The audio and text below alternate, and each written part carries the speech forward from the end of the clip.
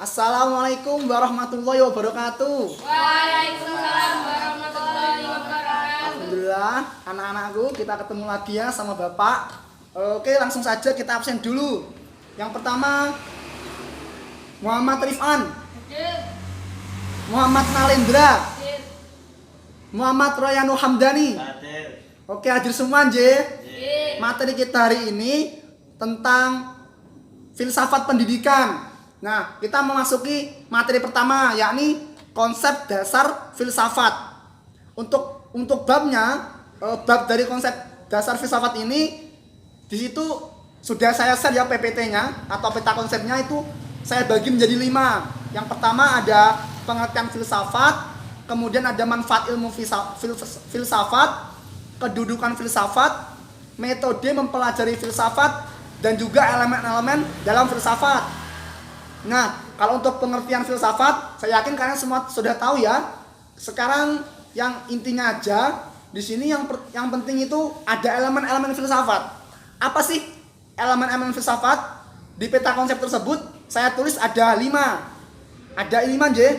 Yang pertama ada elemen instrumen, yang kedua ada elemen bentuk kegiatan, yang ketiga ada elemen produk, yang keempat ada elemen objek, dan yang kelima ada elemen sifat. Selanjutnya untuk kedudukan filsafat sendiri, di sini banyak sekali ya. Saya akan sebutkan 3 saja. Jadi filsafat ini kedudukannya bisa sebagai suatu sikap, terus bisa juga sebagai suatu metode, dan juga sebagai kelompok persoalan. Nah, untuk metode dalam mempelajari filsafat ini ada 7. Yang pertama ada metode normatif, yang kedua ada metode historis, yang ketiga ada metode linguistik, yang keempat ada metode konstekstual, yang kelima ada metode tradisional, yang kelima ada metode kritis, yang keenam ada metode hermeneutik, dan yang ketujuh, yang terakhir itu ada metode perbandingan. Itu tadi konsep dasar filsafat. Yang selanjutnya di sini ada kelahiran dan perkembangan filsafat. Jadi bagaimana sih perkembangan filsafat? Sejarahnya seperti apa? Latar belakangnya seperti apa? Nah, di sini akan saya jelaskan secara singkat. Untuk sejarah dan asal mula filsafat. Jadi timbulnya filsafat itu karena manusia itu merasa kagum dan merasa heran. Akhirnya membuat seorang ahli filsafat ini berusaha untuk mengkaji ilmu filsafat tersebut. Nah, istilah filsafat ini sendiri itu berasal dari peradaban Yunani. Namun sejatinya bukan orang Yunani yang merintis filsafat di dunia. Selanjutnya filsafat itu dibagi beberapa periode ya. Ada filsafat periode Yunani, ada periode abad pertengahan, filsafat periode kontemporer, dan juga ada filsafat periode abad modern. Untuk selanjutnya lagi ada yang namanya hubungan filsafat, ilmu, dan agama. Untuk materi kita di situ, materi pokoknya ada 5 untuk mengenai hubungan filsafat, ilmu, dan agama. Yakni ada persamaan filsafat, sains, dan agama. Apa sih persamaan filsafat, sains, dan agama? Di sini akan saya sebutkan satu saja. Poin pokoknya yakni ketiganya itu memiliki tujuan untuk menemukan kebenaran. Tadi kita sudah membahas persamaan, maka yang namanya persamaan pasti ada perbedaan. Perbedaan filsafat, sains, dan agama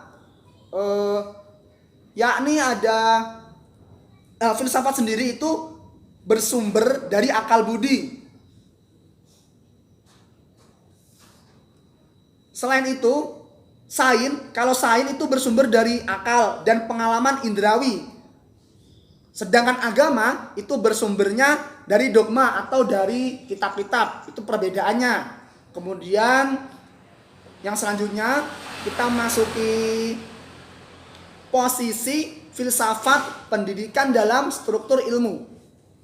Di situ saya tulis 5 juga untuk materi-materinya. Ada pengertian, hubungan filsafat dan pendidikan, hubungan pendidikan dan kebudayaan, pendekatan mempelajari hubungan antara filsafat dan pendidikan, dan yang terakhir ada hubungan filsafat dan kebudayaan.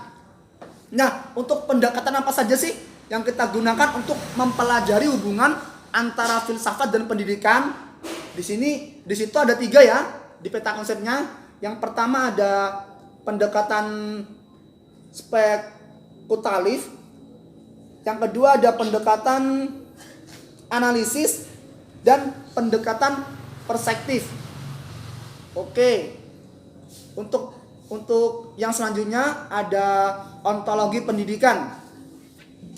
Jadi dalam ontologi pendidikan itu ada namanya aliran ontologi pendidikan dalam filsafat itu dibagi menjadi 3, yakni ada kuantitas, kualitas, dan juga proses, kejadian, dan peradaban.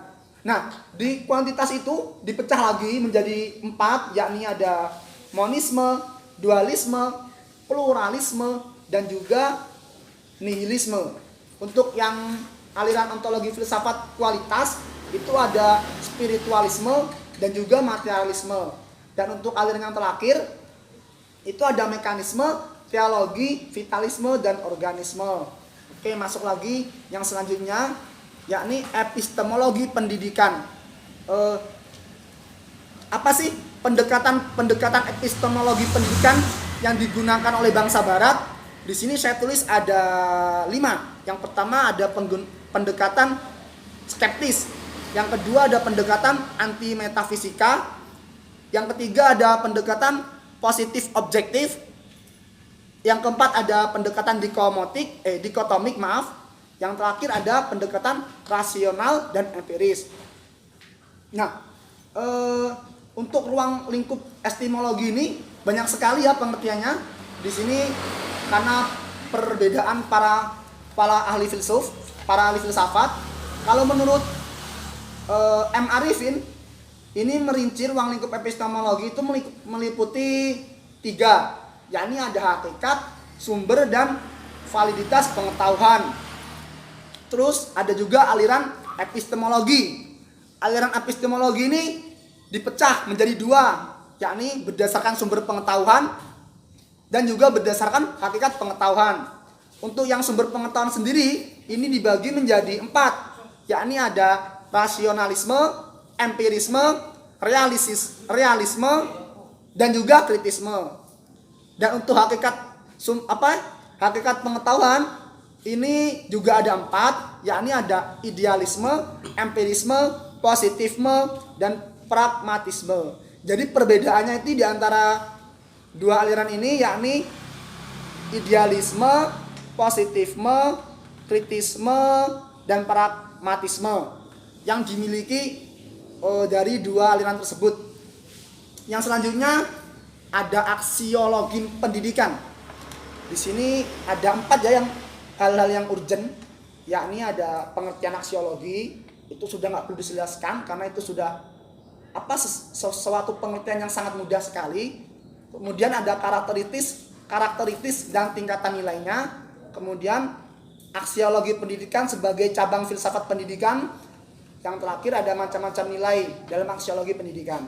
Nah, langsung kita masuki untuk macam-macam nilainya ya. Di sini saya sebutkan, yakni ada nilai biologis, nilai keamanan, nilai cinta kasih, dan juga nilai harga diri.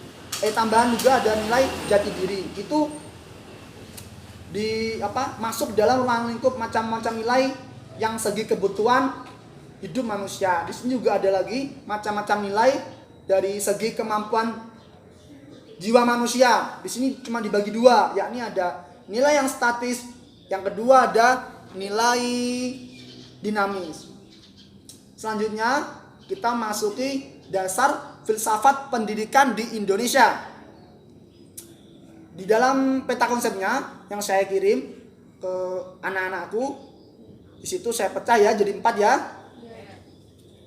Yang pertama, Pancasila sebagai ideologi bangsa. Yang kedua, ada reformasi dengan paradigma Pancasila. Yang ketiga, ada perkembangan ideologi Pancasila pada era reformasi. Yang keempat, ada perkembangan ideologi Pancasila pada masa Orde Baru.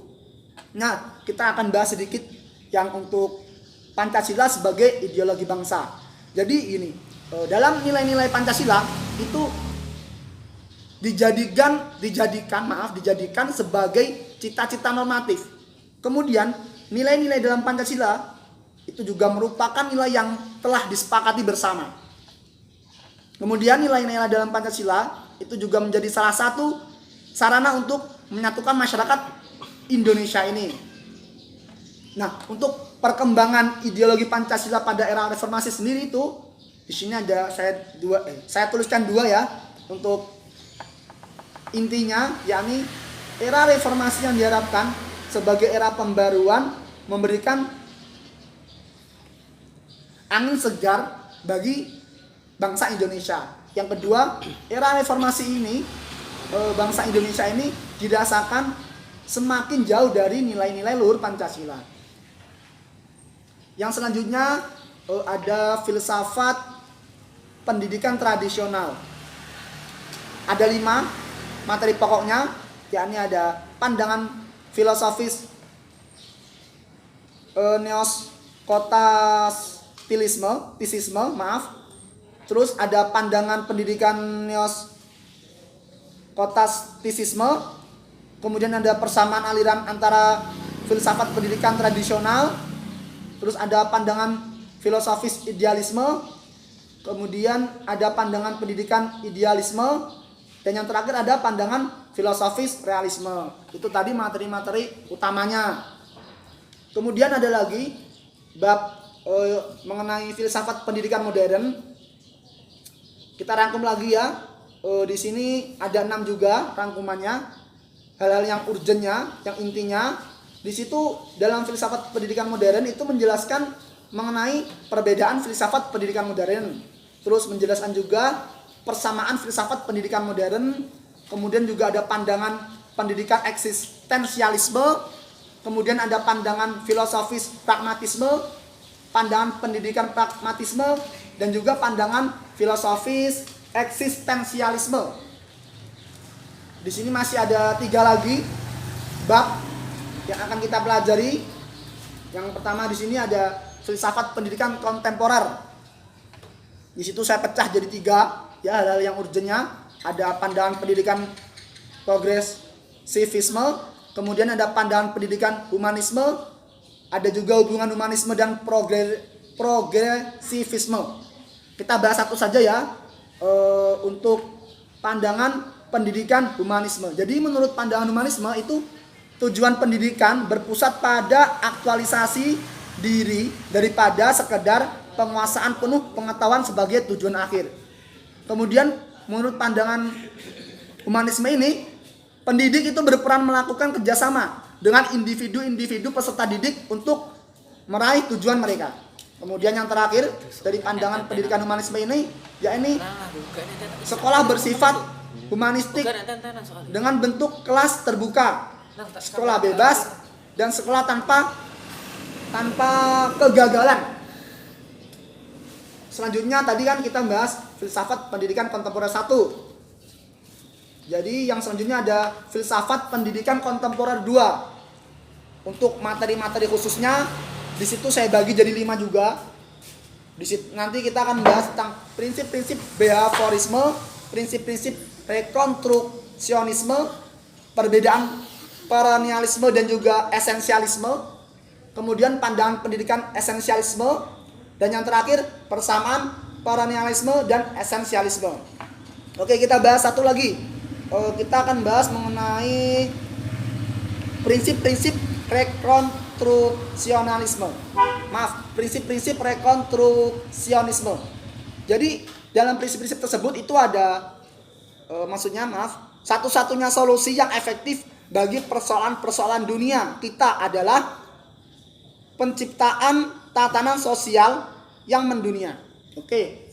Yang bab terakhir mengenai pemikiran pendidikan Ivan Illich, untuk materi pokoknya di situ. Jadi bab pemikiran ini tuh membahas tentang kritik-kritik dan juga solusi dari Ivan Illich mengenai pendidikan. Di sini ada kritiknya mengenai sekolah dan kasta internasional.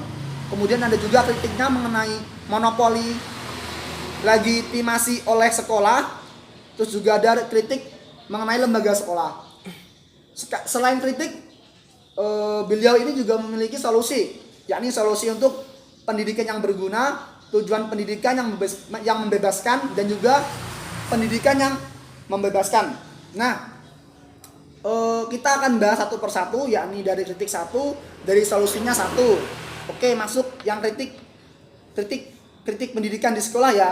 Di situ ada kritik mengenai kewajiban sekolah juga menentukan peringkat atau kasta-kasta internasional. Kemudian kritiknya juga ada yang mengenai itu semua negara diurutkan sampai kasta di mana setiap posisi suatu negara dalam pendidikan dieksekusikan kepada jumlah rata-rata masyarakat bersekolah. Itu tadi kritiknya. Kemudian ada juga satu solusi yang akan saya sampaikan, yakni solusi pendidikan yang berguna. Ivan Illis ini solusinya itu yang pertama ada pendidikan yang berguna adalah pendidikan yang menyadarkan sikap kritis terhadap dunia dan kemudian mengarahkan kepada perubahannya. Oke anak-anakku, kita sudah membahas banyak sekali tentang filsafat. Yang awal tadi mengenai konsep dasar, terus masuk ke kelahiran dan perkembangan filsafat, masuk lagi dalam hubungan filsafat, ilmu dan agama, masuk lagi kepada posisi filsafat pendidikan dalam struktur ilmu, sampai akhirnya kita membahas tentang pemikiran pendidikan menurut Ivan Illis. Teman-temanku, anak-anakku, semoga materi yang saya sampaikan ini dapat berguna bagi kalian semua. Kurang lebihnya saya mohon maaf. Wabillahi taufiq wal hidayah. Wassalamualaikum warahmatullahi wabarakatuh. Waalaikumsalam.